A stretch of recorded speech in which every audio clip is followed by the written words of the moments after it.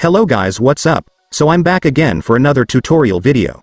So in this video, I will gonna show you how you can mute your voice chats on Counter-Strike 2, so if you are interested then keep on watching.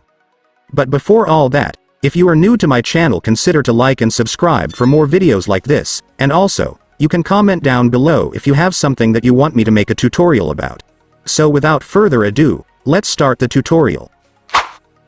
So to mute your voice chats on Counter-Strike 2, it's actually pretty easy, just follow what I'm gonna do. So for the first step, I want you to click the settings icon right here to open your Counter-Strike settings. And once you're on settings, next, I want you to go to the audio tab right here. And here on the audio tab, I want you to scroll down a little and then you will now be able to see the voice section, which is where you can mute your voice chats. So to mute your voice chats here, it's so simple, since if you will take a look, you will now be able to see the other player's voice volume option right here. So all you gotta do is turn the volume down to 0. That way you won't be able to hear what your teammates are saying, or in other words muting them. And after that, it's done. Congratulations, you have now muted your voice chats on Counter-Strike 2.